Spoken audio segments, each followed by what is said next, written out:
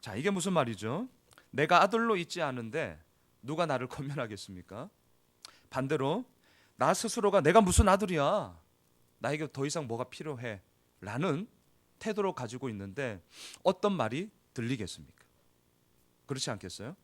오늘 이 1절과 2절에서 아버지는 아들들에게 얘기를 하고 있는데 이것은 우리들을 향한 아버지의 말씀, 하나님의 말씀이잖아요.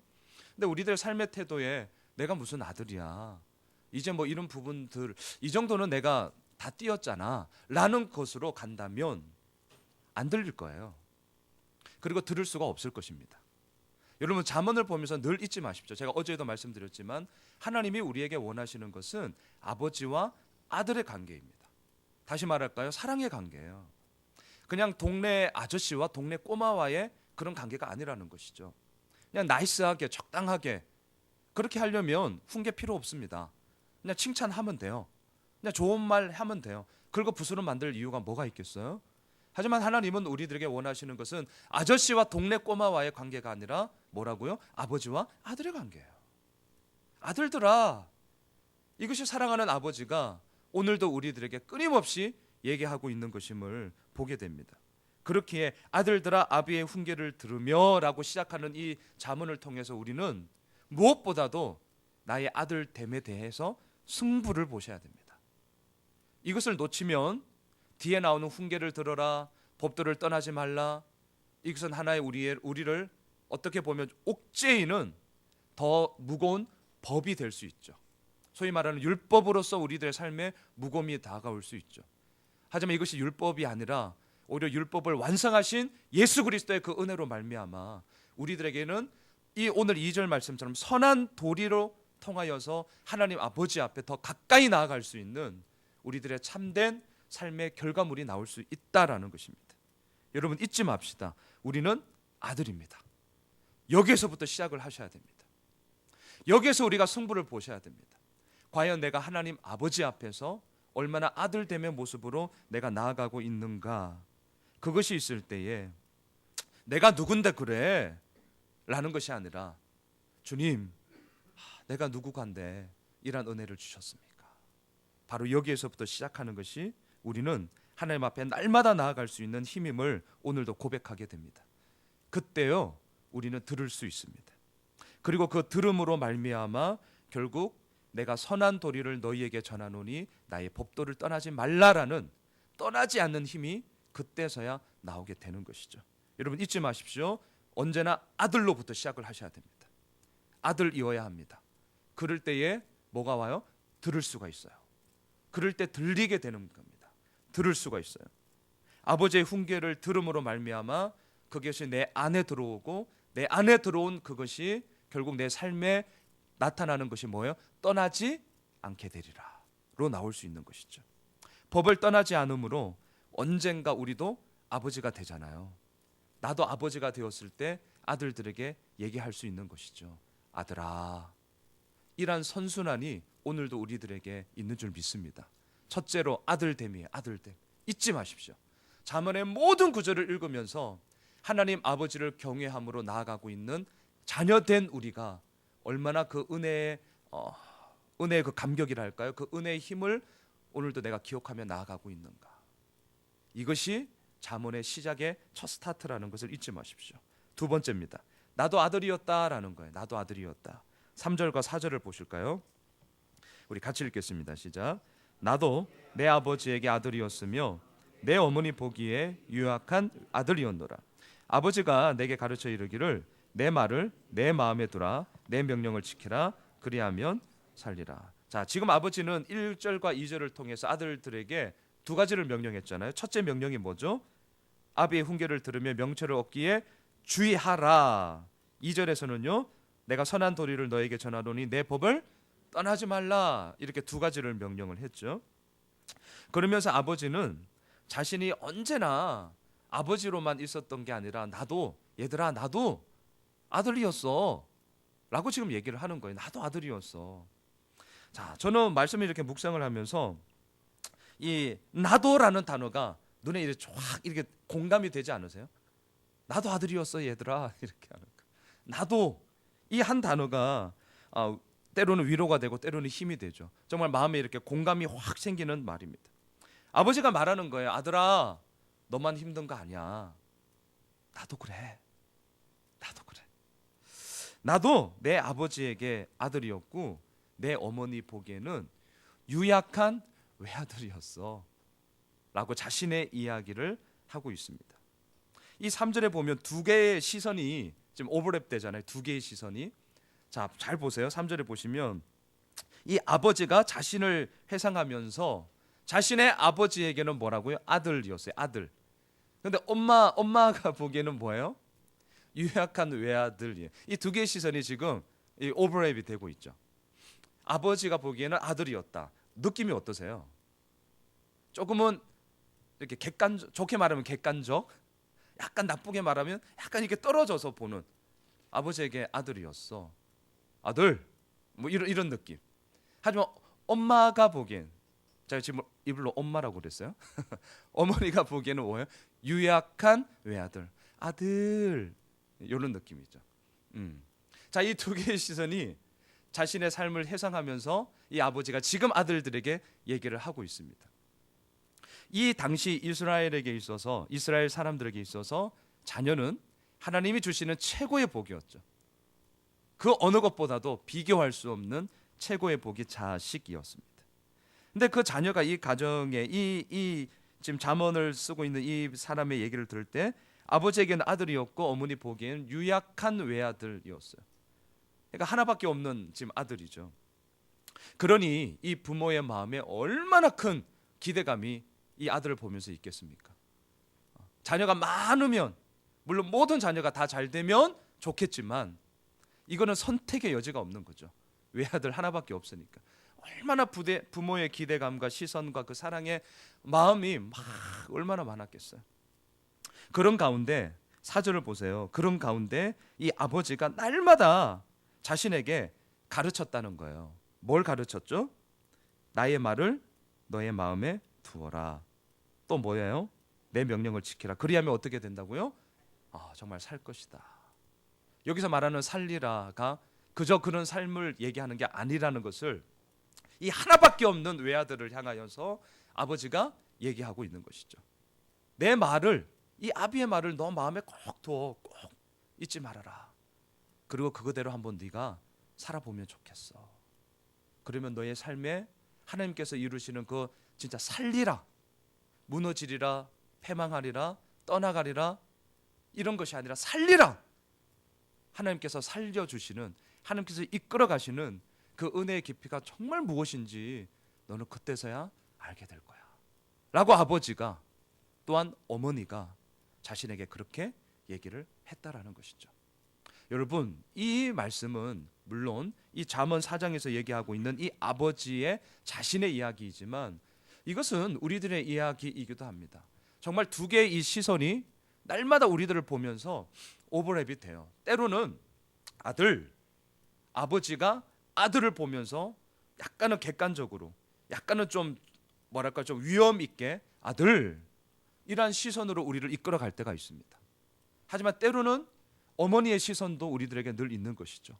유약한 외아들, 어머니가 보기에 더 위로해야 될 때가 있고, 품어줘야 될 때가 있고, 더 사랑해줘야 될 때가 있고, 그로 말미암아 다시 힘을 얻었을 때 아들로서 이 땅을 살아가는 힘이 바로 그런 것을 통해 우리에게 다가옴을 우리는 익히 경험하면서 우리도 나아가고 있습니다. 그렇기에 우리들의 마음속에 이 4절의 말씀이 계속 잠언을 통해서 흘러나오게 되는 것이죠. 그 아들됨이 선행이 되었을 때 그 이후에 나오는 것이 뭐예요? 이 아버지의 말을 이제는 우리들의 마음에 새겨야 하는 것이죠. 재밌지 않으세요? 머리에 새기는 것이 아니라 마음에 새기라는 것입니다. 마음에. 그리고 그 마음에 새긴 것을 따라 한번 지켜라, 살아봐라 라는 것이죠. 그리하면 하나님께서 이끌어 가시는 그 삶의 부요함과 풍성함이 얼마나 강력하고 얼마나 큰 힘으로 우리들 삶의 아름다운 이야기가 이루어지는지를 알게 될 것이다 라는 것입니다. 아버지는 아들에게 얘기합니다. 나도 그런 아들이었다. 나도 그런 가정을 다 가지면서 살았다. 그리고 그것 가운데 지금 내가 너희들에게 이 얘기를 할 수 있는 거야. 너희들도 나중에 커서 아비가 될 텐데 그때 너희들도 이 길을 걸어가야 하지 않겠니? 라는 얘기를 하고 있습니다. 세 번째, 그러면서 아버지는요 뭘 얘기하냐면 지혜와 결혼을 해라 라고 얘기를 하고 있어요. 지혜와 결혼을 해라. 자, 그게 오늘 본문 5절로부터 9절까지의 단락인데요. 제가 왜 결혼이라는 용어를 썼냐면, 자 8절과 9절을 먼저 한번 보실까요? 자 8절과 9절을 우리 함께 읽겠습니다. 시작. 그를 높이라. 그리하면 그가 너를 높이 들리라. 만일 그를 품으면 그가 너를 영화롭게 하리라. 그가 아름다운 관을 내 머리에 두겠고 영화로운 면류관을 내게 주리라 하셨느니라. 여기서 말하는 그는 지혜를 의미하고 있죠. 물론 우리는 알고 있습니다. 잠언에서의 지혜는 궁극적으로 하나님을 경외함 또는 하나님 그 자신이라는 것을 우리는 익히 알고 있습니다. 자, 여기서 8절과 9절을 보면 만일 그를 품으면 그리고 9절에서 말을 하고 있는 이 아름다운 관, 영화로운 면류관 할 때 이 관은 당시 결혼식을 할 때 신랑이 쓰던 관이에요. 신랑이 쓰던 화관. 그리고 그를 품으면 할 때 신랑이 신부를 꼭 껴안으면서 서로의 사랑을 나누는 그 그림이거든요. 지금 이 아버지는 아들들아, 오늘 1절이 그렇게 시작하잖아요. 아들들아, 아들을 불러놓고 얘기를 하는 거죠. 이 아비의 말을 너희들이 들어야 돼. 나도 아들이었어. 그러면서 얘기하는 거예요. 너희들 모든 삶의 여정 가운데 그 지혜와 결혼을 해야 된다라는 것입니다. 자, 그 결혼을 하는 데 있어서 자 5절부터 한번 보세요. 동사를 한번 잘 보세요. 이 결혼을 하는 데 있어서 이루어지는 것이 뭐냐면 지혜를 얻으며 명철을 얻으라. 또 뭐가 있죠? 내 입의 말을 잊지 말아라. 어기지 말아라. 자, 이 한 여인, 한 남성과 한 여성, 한번 연인을 생각해 보세요. 지금 이 한 남성이 한 여인과의 결혼을 하는 과정 가운데 이루어지는 이야기예요. 얻어야 되죠. 그의 마음을 얻어야겠죠. 그의 시선을 얻어야겠죠. 그리고 자신의 했던 말에 대해서 책임을 져야겠죠. 자기가 했던 말에 대해서 까맣게 잊어버리면 상대에 대한 신뢰를 어떻게 얻을 수 있겠어요? 전혀 얻을 수가 없는 것이죠. 잊지 말아야 됩니다. 더군다나 그 약속이 있습니까? 그러면 어기지 말아야죠. 지켜야죠. 행해야죠. 그리할 때 이 두 남녀의 사랑이 그것 가운데서 온전하게 싹이 틀 수 있는 것 아니겠어요? 자, 6절도 보시죠. 동사를 잘 보세요. 자, 지혜를 어떻게 하죠? 버리지 말아라. 그러면 어떻게 해요? 그가 너를 보호할 것이다. 또 반대로 그를 사랑해라. 그러면 그가 너를 지키리라. 네, 너무나 당연한 얘기죠. 버리면 안 되죠. 서로의 사랑과 그 서로의 신뢰를 이루면서 나아가고 있는데 어찌 버릴 수가 있겠어요? 버리지 않으면 그 은혜가 너무나 크고 귀하다는 것을 알기 때문에 상대방이 더욱더 보호하게 되겠죠. 이 보호함을 받은 상대방은 더 그를 지키겠죠.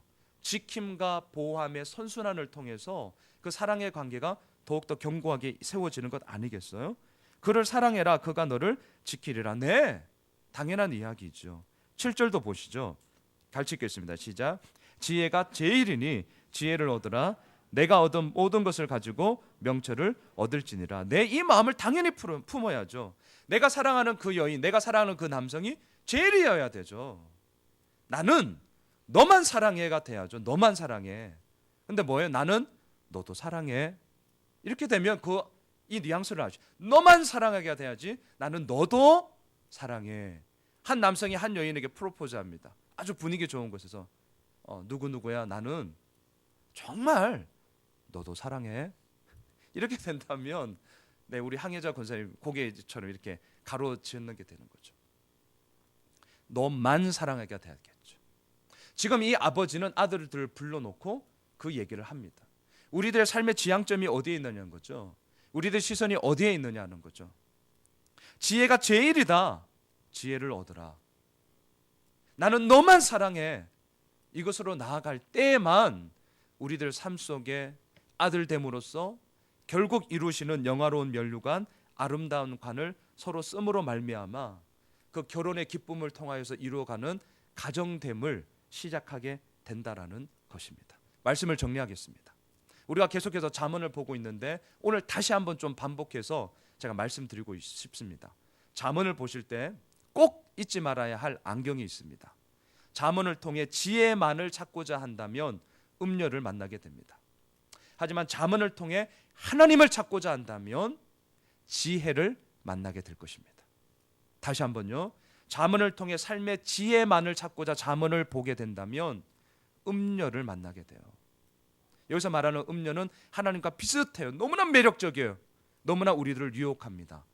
하지만 그 음료로 말미암아 이 땅의 쾌락으로만 끝나버리고 패망하는 삶을 살게 될 겁니다. 우리는 잠언을 통해 한 절 한 절을 보면서 하나님을 경외함이 어디에 있는지 하나님을 반드시 찾으셔야 됩니다.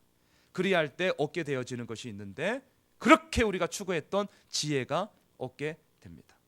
바라기는 아들들아 다시금 아들됨에 대한 그 부분으로부터 시작하고 있는 오늘 이 말씀에 귀를 기울입시다. 우리가 하나님 아버지 앞에 얼마나 나의 자녀됨에 대한 견고한 확신을 가지고 나아가고 있는지를 살펴봅시다. 그럴 때에 하나님은 말씀하십니다. 얘야 나도 안다. 나도 알아. 그 길 힘든 거 나도 안다. 하나님께서 오늘 우리들에게 말씀하십니다. 그러면서 얘기하는 거예요. 하지만 그것 가운데 무릎 꿇는 것이 아니라 그것 가운데 나랑 결혼하자. 내가 너를 사랑한다. 내가 너를 지킨다. 내가 너를 보호한다. 결국 그리할 때에 아름다운 가정의 그 그림이 나옵니다. 아름다운 간을 너의 머리에 두겠고 영화로운 면류관을 너에게 줄 것이다. 바라기는 오늘 이 과정을 걸어갑니다. 하나님께서 주시는 그 영화로운 면류관을 바라보면서 나아갑시다. 또한 오늘 우리들의 모든 삶 가운데 우리들의 마음에 이 말을 새기고 한번 살아보는 것이죠. 그리할 때에 살리라 라는 이 삶의 생명의 그런 역동성이 우리의 삶에 꽉 차는 복된 하루가 되시길 주님의 이름으로 축복합니다. 기도하겠습니다. 주님, 날마다 주님과 결혼하고 싶습니다. 신랑 되시는 예수님 앞에 신부된 우리가 정말 큰 기쁨이 되고 싶습니다. 아버지는 오늘도 아들들에게 말합니다. 얘들아, 내 말을 꼭 들어야 돼. 때로는 잘 들리지 않습니다. 왜냐하면 아들로서 내가 서 있지 않기 때문에 그렇습니다. 주님, 오늘 이 새벽을 깨우며 하나님 앞에 기도하고자 나왔습니다. 주님의 은혜를 사모합니다. 주님의 은혜를 기대합니다. 그 길 앞에 하나님의 그 이끄심이 얼마나 부유하고 풍성한 것인지를 오늘 하루도 다시 경험하게 하시고 그로 말미암아 우리들 머리 가운데 영화로운 간 생명의 면류관을 쓰여주시는 하나님의 그 손길을 오늘도 더욱더 깊게 경험하며 아버지 앞에 달려나아갈 수 있는 저희들 모두가 되게 하여 주시옵소서. 하나님 기도합니다. 신랑 되시는 예수님께 기쁨이 되어지는 신부가 되기를 소망합니다. 그 길 함께 걸어가는 우리 귀한 예수 양람의 모든 가족들 되게 하여 주시옵소서. 예수님의 이름으로 기도드리옵나이다. 아멘. 하늘의